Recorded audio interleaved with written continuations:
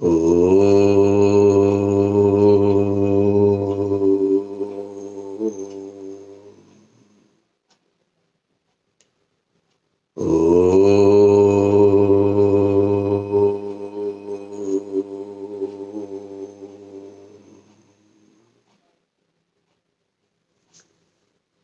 ओम। गायत्री मंत्र हम सबके एक जीवन का सर्वाधिक प्रयोग करने वाला मंत्र है। गायत्री मंत्र को अपनी विशेषताओं के साथ जब हम अपने जीवन में गायत्री मंत्र का अर्थपूर्वक चिंतन करना प्रारंभ करते हैं, तभी हमारे जीवन में उन्नति प्रारंभ होती है। हम सब चाहते हैं कि हमें सुख शांति आनंद प्राप्त हो, और इसके लिए यदि एक मंत्र ही गायत्री मंत्र, उसको आप विधिवत विचार करें और अपने जीवन को उसके अनुसार बनाने का प्रयत्न प्रारंभ करें। गायत्री मंत्र की विशेषताओं में हमें क्या उसके अंदर विशेष लगता है, जो कि सर्वत्र गायत्री मंत्र का इतना हम व्यवस्थाएं को देखते हैं, हर जगह पर उसका उच्चारण किया जाता है। यज्ञ में भी घृत और सामग्री यदि शेष रहती है तो गायत्री मंत्र के मंत्रों के द्वारा हम यज्ञ के अंत में भी आहुति प्रदान करते हैं। गायत्री मंत्र दैनिक जप साधना में भी कई लोग गायत्री उपासना भी करते हैं। तो गायत्री मंत्र का जो महत्व है उसको थोड़ा आज समझने का प्रयत्न करते हैं। ईश्वर के लिए हमें 3 कार्य नित्य प्रति करने होते हैं। 3 कार्यों में सबसे पहला कार्य जो ईश्वर के लिए हम सबको करना चाहिए वो है ईश्वर की स्तुति करना। स्तुति यानी प्रशंसा करना, ईश्वर का गुणगान करना। जो भी हमें जितना भी कुछ प्राप्त है जीवन में, यह सब उस परमपिता परमात्मा के कारण है। तो उस प्रभु को हम धन्यवाद भी करें और उसकी हम प्रशंसा भी करें, उसके गुणों का वर्णन भी हम करें। तो पहला कर्तव्य प्रत्येक का, जो भी हम वस्तुएं अपने जीवन में प्रयोग करते वह परमात्मा द्वारा प्रदत्त की गई है, जिससे हमारा जीवन है, और जो कि मूल तत्व है अग्नि, वायु, जल, पृथ्वी और आकाश, यह परमात्मा द्वारा प्रदत्त हम सबके जीवन के लिए है। यदि ये चीजें हमको उपलब्ध नहीं है तो जीवन समाप्त है। तो इसलिए प्रथम कर्तव्य आपका बनता है कि आप ईश्वर का धन्यवाद, गुणगान, उसकी प्रशंसा नित्य प्रति करें। दूसरी जो चीज हम सब के लिए आवश्यक रूप से करनी चाहिए वो है ईश्वर के लिए प्रार्थना, कि अपने अंदर ईश्वर से प्रार्थना जरूर करें। प्रार्थना, बहुत से लोग कहते हैं कि आचार्य जी प्रार्थना की क्या आवश्यकता है, हम प्रार्थना क्यों करें? वो ईश्वर तो सबके मनोभावों को जानता है ना, तो हम क्यों प्रार्थना करें? तो प्रार्थना, ईश्वर हमारे मनोभाव को जानता है, ये बात ठीक है, लेकिन इसके साथ साथ प्रार्थना करने के जो लाभ हमें प्राप्त होते हैं, सबसे प्रथम लाभ है कि हमारे अंदर से अभिमान का नाश होता है। अर्थात अहंकार हमारे अंदर, सबके अंदर है, वो अहंकार जो है उसका नाश होता है। अर्थात प्रार्थना का जो फल है वह है ईश्वर का समीपता से हम अपने अंदर के अहंकार को समाप्त करते हैं। जो पहले मैंने आपको स्तुति बताई, स्तुति यानी कि ईश्वर से प्रशंसा करना, उसका फल क्या था? तो उसका फल था प्रेम हो जाना। अर्थात जितना आप ईश्वर के प्रति चिंतन करेंगे उतना आपको ईश्वर से प्रेम हो जाएगा। तो पहला भाग जो आपको करना है स्तुति है, दूसरा भाग जो आपको करना है प्रार्थना है। और प्रार्थना करने से हमारे अंदर उस कार्य की पूर्णता, उस प्रार्थना की पूर्णता के लिए भाव भी उत्पन्न होते हैं। अर्थात यदि मैं चाहता हूं कि मैं अपने जीवन में आर्थिक रूप से धन संपत्ति की उन्नति करूं और इसकी प्रार्थना मैं यदि कर रहा हूं, तो मैं उसके लिए अधिक परिश्रम करना प्रारंभ करूंगा। और यदि प्रार्थना नहीं करूंगा तो शायद परिश्रम करने का भाव मेरे अंदर उत्पन्न नहीं होगा, मैं केवल प्रार्थना करता रहूंगा। इसलिए प्रार्थना उसी की सफल होती है जो उसके लिए पुरुषार्थ करता है।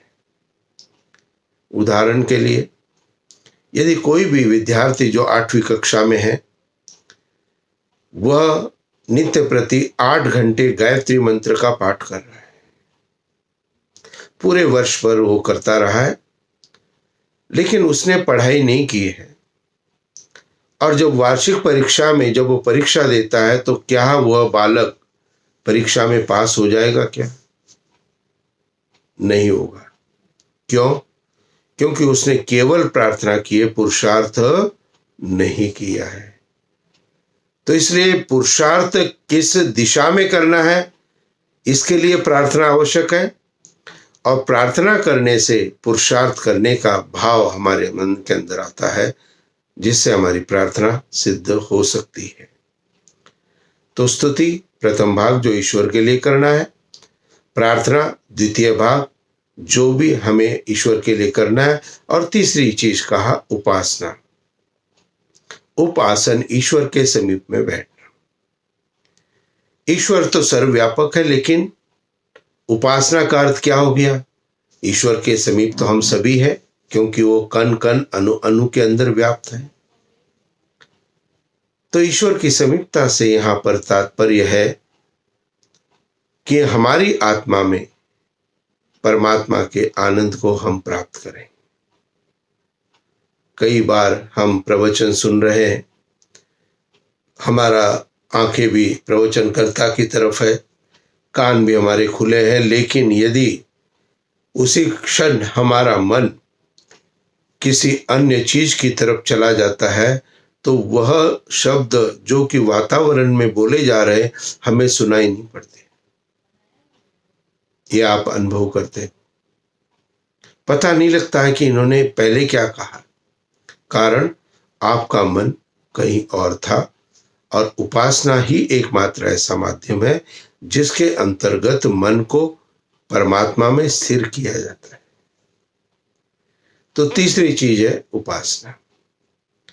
तो ये 3 कर्तव्य आपको नित्य प्रति करने हैं, वो है स्तुति, प्रार्थना और उपासना। वेद के अंदर चारों वेद जो है, ऋग्वेद, यजुर्वेद, सामवेद और अथर्ववेद, इन चारों वेदों की मंत्र संख्या यदि हम देखें तो 20,000 से भी अधिक मंत्र चारों वेदों के अंदर में है। अब वेद मंत्र में क्या है? स्तुति है या प्रार्थना या उपासना है? तो कोई कोई मंत्र किसी एक भाग के लिए है, केवल स्तुति कर रहा है या केवल प्रार्थना या केवल उपासना। वेद का कोई कोई मंत्र किसी 2 का समन्वय है, अर्थात उसमें स्तुति भी है और उसमें प्रार्थना भी है। तो दोनों का समन्वय है। और कोई कोई मंत्र ऐसे भी है जिसमें स्तुति भी है, प्रार्थना भी और उपासना भी है। एक ही मंत्र के अंदर ईश्वर की स्तुति, प्रार्थना और उपासना के लिए हम कार्य करते हैं। ऐसे वेद के मंत्रों में गायत्री मंत्र अपना एक विशेष महत्व रखता है, क्योंकि इसके अंतर्गत ईश्वर की स्तुति भी आ जाती है, प्रार्थना भी आ जाती है और उपासना भी आ जाती है। गायत्री मंत्र में स्तुति कहाँ तक है, ईश्वर की प्रशंसा कहाँ तक है, ईश्वर का गुणगान कहाँ तक है, ईश्वर की उपासना कहाँ पर है, ईश्वर से प्रार्थना कहाँ पर है। तो जब हम गायत्री मंत्र को बोलते हैं, ओम भूर्भुवस्वः तत्सवितुर्वरेण्यं भर्गो देवस्य, देवस्य तक ईश्वर की स्तुति है, ईश्वर की प्रशंसा है। और फिर उसके पश्चात हम गायत्री मंत्र में बोलते हैं धीमहि। धीमहि का अर्थ है धारण करते हैं। तो स्तुति तो हमारी पहले हो चुकी है, अब धीमहि धारण करना ये प्रार्थना है या उपासना है? तो ध्यान रखिए, धीमहि उपासना है, क्योंकि धीमहि यानी धारण करना है, जो हमारी आत्मा के अंदर हमें धारण करना है, और आत्मा में जो धारण किया जाएगा वो परमात्मा की समीपता से किया जाएगा।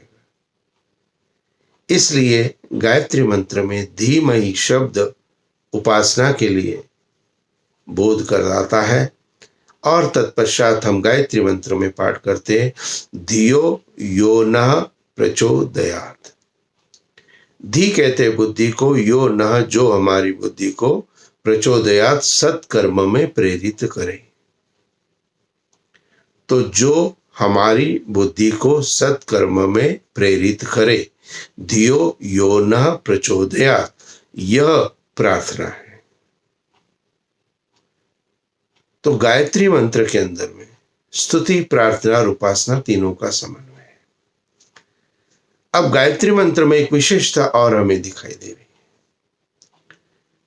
कि इसके अंदर में जो क्रम है वो क्रम विशेष महत्वपूर्ण है। ध्यान रखें कि जो भी क्रम वैदिक सिद्धांतों के अंदर दिया गया है वह क्रम विशेष महत्व रखता है। 1 2 3 4 धर्म, अर्थ, काम और मोक्ष, ये पहला क्या है, दूसरा क्या है, तीसरा क्या है, चौथा क्या है। मोक्ष तो सब चाहते हैं, लेकिन पहले भाग को पूरा नहीं किया है, दूसरे को पूरा नहीं किया है, तो मोक्ष प्राप्त नहीं होगा। इसलिए पूर्णता के लिए वैदिक सिद्धांतों के अंदर जो क्रम दिया गया है उस क्रम के लिए हमें विशेषतः ध्यान रखना चाहिए। मोक्ष प्राप्ति, आनंद की प्राप्ति यदि करनी है तो धर्म करना है पहले, फिर अर्थ यानी धन संपत्ति का अर्जन करना है, फिर काम, अपनी कामनाएं जो भी वासनाएं उसको पूर्ण करना है। और जब इन सब से हम तृप्त हो जाएंगे, अर्थात धार्मिक बनते हुए धन का अर्जन हमने कर लिया, सारी धन से कामनाएं भी हमने पूर्ण कर ली, अब हम ईश्वरीय आनंद को यानी मोक्ष की तरफ हम कार्य करना प्रारंभ करेंगे। ठीक इसी प्रकार से जो क्रम धर्म, अर्थ, काम और मोक्ष में हम प्रारंभ से अंत तक 1 2 3 4 के रूप में कर रहे हैं, यही क्रम हमें गायत्री मंत्र में ईश्वर की समीपता को प्राप्त करने के लिए करना चाहिए। गायत्री मंत्र में क्या क्रम दिया? गायत्री मंत्र में क्रम दिया, ओम भूर्भुवस्सुः तत्सवितुर्वरेण्यं भर्गो देवस्य स्तुति, पहला भाग स्तुति, फिर धीमहि उपासना, फिर धियो यो न प्रचोदयात् प्रार्थना। तो क्रम क्या हो गया? क्रम हो गया स्तुति, उपासना और फिर प्रार्थना। तो हमें सर्वप्रथम ईश्वर का धन्यवाद करना चाहिए, ईश्वर को हर समय याद करना चाहिए। ईश्वर के प्रत्येक चीज जो भी हम प्रयोग करते उससे पहले ईश्वर की स्तुति करनी चाहिए हमें। जल आप प्रत्येक दिन कम से कम 7 से 8 बार पीते हैं, क्यों ना जल का ग्लास हाथ में आने के साथ 1 सेकंड के लिए ईश्वर का ध्यान करें, प्रभु का धन्यवाद करें और फिर जल को पिए। भोजन, ब्रेकफास्ट, लंच, डिनर हम करते हैं, क्यों ना हम मन में आंखें बंद करके गायत्री मंत्र का एक बार पाठ करें।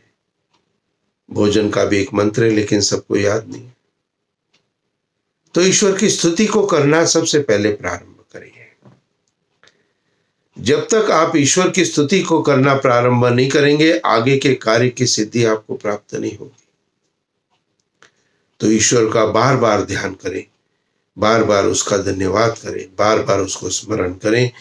तो ईश्वर की स्तुति गायत्री मंत्र का प्रथम भाग है, जो कि हमें अपने जीवन में अब प्रारंभ करनी है। कब से? सुना तो हमने बहुत बार, लेकिन आज भी जीवन में दुख और कष्ट यदि आपको प्राप्त है तो उसका एकमात्र कारण है सुने हुए पर आपने विचार नहीं किया। उसका एकमात्र कारण है जिसको विचार किया उसको ध्यान नहीं दिया, और उसका एकमात्र कारण है जिसको ध्यान दिया उसको अपने जीवन में आचरण में प्रयोग नहीं किया। आपका आचरण, आपका व्यक्तित्व किसी पद को प्राप्त करने से प्राप्त नहीं है। आपका जो व्यक्तिगत आचरण है वो आपके कर्म से आपका प्रदर्शित हो रहा है। तो न पद से उच्च स्थान प्राप्त हो सकता है, न आपको ज्ञान से उच्च पद पर प्राप्त हो सकता है। केवल आपका यदि उसके द्वारा प्राप्त जो भी ज्ञान है, जो भी ज्ञान आपने प्राप्त किया है, उसका आचरण यदि आपके जीवन में है तो शायद आपको उच्च पद प्राप्त हो सकता है। तो इसीलिए ईश्वर की प्रशंसा करते हुए फिर हम जब अगले भाग की तरफ चिंतन करेंगे, वह है ईश्वर की उपासना। उपासना अर्थात ईश्वर की समीपता को प्राप्त करना। इनके ऊपर अलग से वीडियो मेरे आपको और अधिक प्राप्त होंगे बाद में। स्तुति के ऊपर एक अलग वीडियो होगा, प्रार्थना पे एक अलग और उपासना पे एक अलग। तो स्तुति के बाद में उपासना करनी है। उपासना यानी ईश्वर का ध्यान करना है। अब चलते फिरते, आते जाते, खाना खाते, पानी पीते, सब जगह मैं ईश्वर का ध्यान तो कर रहा हूं। अब मुझे नित्य प्रति प्रातः सायंकाल दोनों समय ईश्वर का बैठ करके ध्यान करना है। मैं जैसे ध्यान करता हूं वो विधि मैंने अपने पिछले वीडियो में आपको दी है। 1 जून का जो मेरा वीडियो है उसके अंदर में यह विधि आपको प्राप्त है। तो ईश्वर का ध्यान करें, प्रभु को स्मरण करें और प्रभु को स्मरण करते हुए धीमहि ईश्वर के उस दिव्य स्वरूप को अपने अंतःकरण में स्थिर करने का प्रयत्न करें। और फिर गायत्री मंत्र का क्या भाग है? तो प्रथम भाग स्तुति हो गई, दूसरा नित्य प्रति प्रातः सायंकाल ध्यान मन लगा के हम पूर्णतः श्रद्धा भाव से ईश्वर को स्मरण करते हुए धीमहि धारण कर रहे हैं उसके पवित्र तेज स्वरूप को। गायत्री मंत्र में भर्ग शब्द आता है, भर्गो देवस्य धीमहि। भर का अर्थ है शुद्ध तेज स्वरूप। परमात्मा का जो शुद्ध तेज स्वरूप है वह मेरी आत्मा के अंदर प्रकट होना प्रारंभ। उस शुद्ध तेज स्वरूप को मैं अपनी आत्मा में प्राप्त कर सकूं। और यह तभी संभव होगा जब आप दैनिक प्रार्थना को ध्यान और मन से करना प्रारंभ करेंगे। तो गायत्री मंत्र में प्रथम भाग स्तुति का हो गया, धीमहि शब्द से उपासना हो गई, और तीसरा भाग है प्रार्थना, धियो यो न प्रचोदयात्, जो हमारी बुद्धि को सत्कर्मों में प्रेरित करे। तो क्रम क्या हो गया? स्तुति, उपासना और प्रार्थना। यदि आप अपने दैनिक जीवन का, व्यक्तिगत जीवन का यदि विश्लेषण आप करते हो तो अधिकतर लोग केवल मात्र प्रार्थना प्रत्येक दिन कर रहे हैं। जब भी वो ध्यान करते हैं, जब भी वो अपनी दैनिक प्रक्रिया कोई करते, प्रार्थना करते, तो न स्तुति कर रहे हैं न उपासना कर रहे, केवल क्या कर रहे हैं? प्रार्थना। और उन्हें आश्चर्य होता है, मैं प्रत्येक दिन प्रार्थना कर रहा हूं लेकिन मेरी प्रार्थना सिद्ध नहीं हो रही है। कारण स्तुति नहीं है और उपासना नहीं है। तो इसलिए यदि स्तुति और उपासना को यदि आप सिद्ध नहीं कर पाओगे तो आपकी प्रार्थना भी सिद्ध नहीं होगी। क्यों? क्योंकि प्रार्थना मंत्र का तीसरा अंतिम भाग है, वो आपका रिजल्ट है। और जो करना है वो प्रथम 2 मंत्र 2 बार में बता दिया। तो स्तुति और उपासना करते हुए फिर हम अपने कर्म में उस परमपिता परमात्मा के सानिध्यता के द्वारा अपनी बुद्धि को उत्तम बनाने का प्रयत्न करें। गायत्री मंत्र में बुद्धि के लिए विशेष प्रार्थना की गई कि हमारा आत्मा, हमारी बुद्धि किससे भर्ग परमात्मा के शुद्ध तेज स्वरूप से समन्वय को प्राप्त करे, समीपता को प्राप्त करे। बुद्धि एक जड़ तत्व है, बुद्धि कोई चेतन नहीं है। और बुद्धि जड़ तत्व होते हुए भी आत्मा की उस शक्ति के माध्यम से जैसे कोई भी जड़ शक्ति चेतन शक्ति के माध्यम से कार्य करती है। मान लीजिए पत्थर मैंने उठा करके फेंक दिया तो पत्थर जाता हुआ दिखाई देगा, लेकिन उस पत्थर के जाने के अंदर मेरी शक्ति है, इसीलिए वो पत्थर जा रहा है। यदि मेरी शक्ति नहीं होती शायद पत्थर नहीं जाता। तो इसी प्रकार से आत्मा की अदृश्य शक्ति जब बुद्धि को प्राप्त होती है तो बुद्धि का कार्य प्रारंभ होता है। बुद्धि का कार्य क्या है? बुद्धि का कार्य है निश्चय करना। आपके अंदर कई सारी बातें, कई दिन, प्रत्येक दिन आप जो है करूं नहीं करूं, ये करना है वो करना है, ऐसा हो वैसा हो, ये सब चीजें आपके चिंतन में प्रत्येक दिन रहती होंगी शायद। लेकिन यदि प्रत्येक दिन का चिंतन आपका ये है अब निर्णय हमें करना है या नहीं करना है, मन में संशय है, अब इस संशय का निवारण कैसे करना है? उस संशय का निवारण करने के दो तरीके हैं। या तो जो मन के अंदर निश्चय नहीं हो पा रहा है उससे मैं 4 या 5 व्यक्तियों को पूछ लूं और उनसे पूछो कि भाई ये शंका है, इसको कैसे निवारण करें। तो 4-5 लोग मुझे उसका तरीका बता देंगे, लेकिन सभी एक ही तरीका बताएंगे ये कोई नहीं है सिद्ध होगा। शायद सब लोग अलग अलग तरीका बताएंगे और शायद उससे सिद्धि हो सकती है और नहीं भी हो सकती। लेकिन जब हम अपने मन के संकल्प विकल्प को, मन के अंदर जो करना है नहीं करना है, इसका जब हम बुद्धि के द्वारा विश्लेषण करते हैं, किसके द्वारा? बुद्धि के माध्यम से। मन में सोचा, बुद्धि के अंदर विचार किया, अब बुद्धि के अंदर जो विचार होगा वो निश्चय बुद्धि करेगी।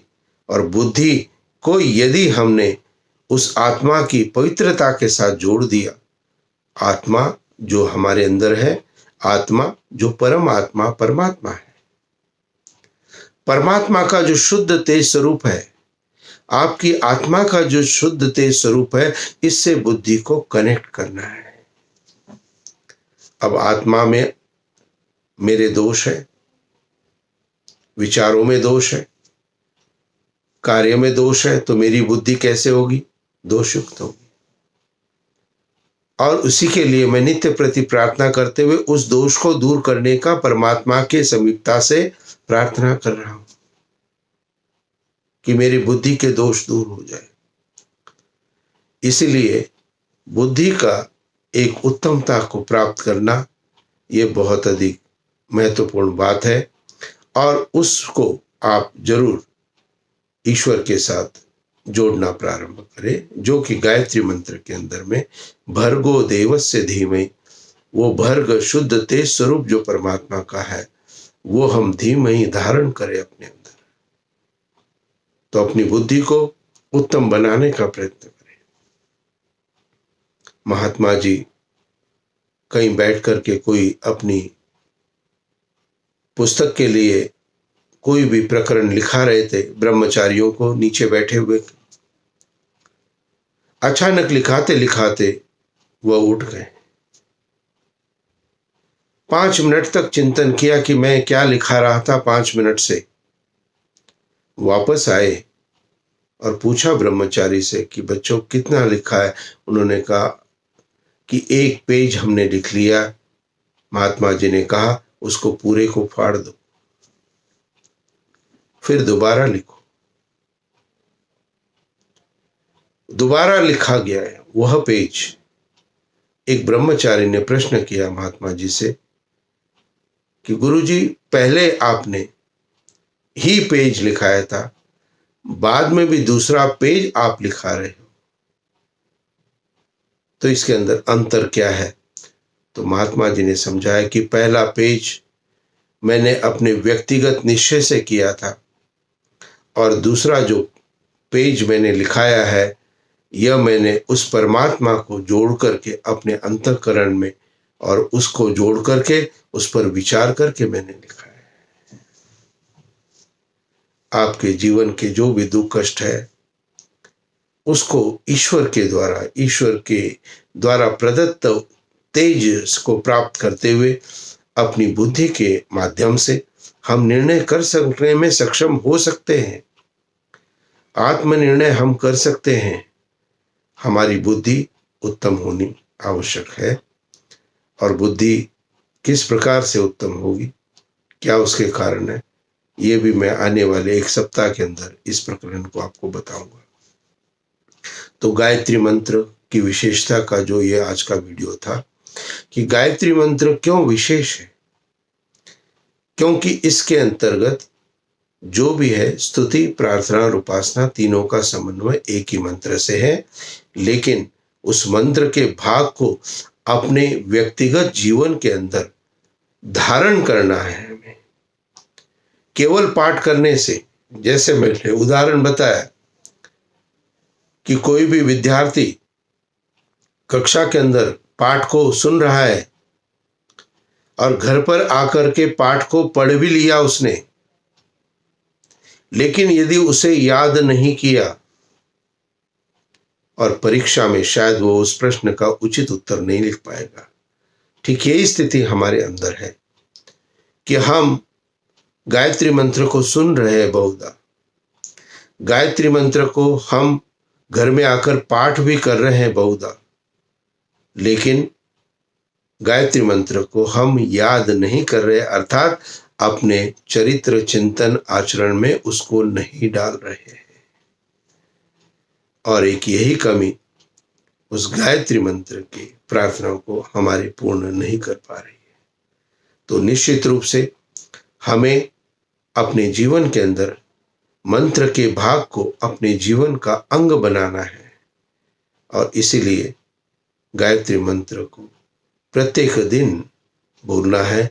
और इसमें जब ओम हम बोलते हैं तो ओम को थोड़ा दीर्घ स्वर से बोलने का प्रारंभ करें जब आप दैनिक प्रार्थना करते हैं। यज्ञ आदि में तो समानता से बोलेंगे, हवन में, लेकिन जब आप दैनिक प्रार्थना में यदि आप ओम का उच्चारण कर रहे गायत्री मंत्र में, तो आप कैसे करेंगे?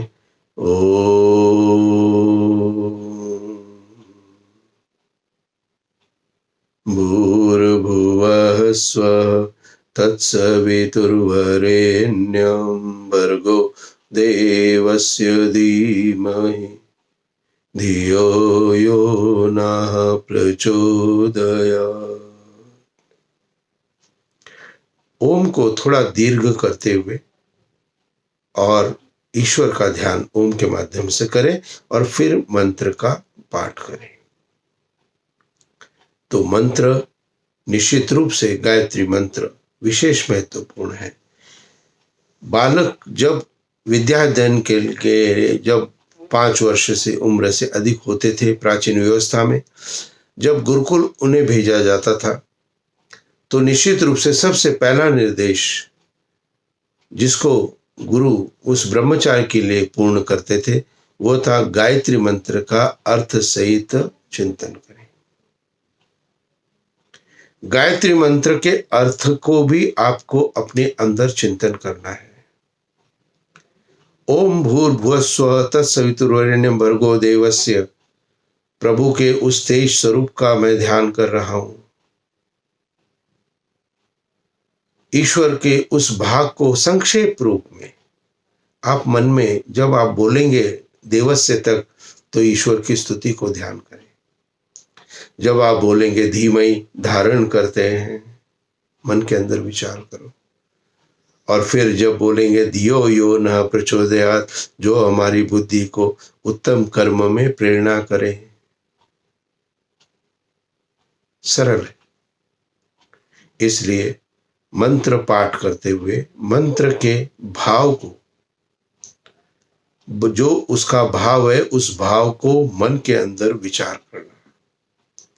इसका लाभ जो प्राप्त होता है, आपका मन यदि विचार कर रहा है तो मन इधर उधर नहीं भटकेगा, क्योंकि मन एक बार में एक ही बात के ऊपर विचार करेगा। इसीलिए मंत्र को बोलते समय मंत्र के भाव पर, मंत्र के संक्षिप्त अर्थ पर हमें अपने मन के अंदर विचार को करना चाहिए। और उससे हमारे अंदर उस चीज को करने की प्रेरणा भी प्राप्त होगी और हम उसके लिए कार्य करना प्रारंभ करेंगे। गायत्री मंत्र विशेष महत्वपूर्ण मंत्र है और इसी मंत्र के द्वारा अन्य भी वेद के अंदर अन्य मंत्र है जिसकी व्याख्या मैं समय समय पर आपको करता रहूंगा।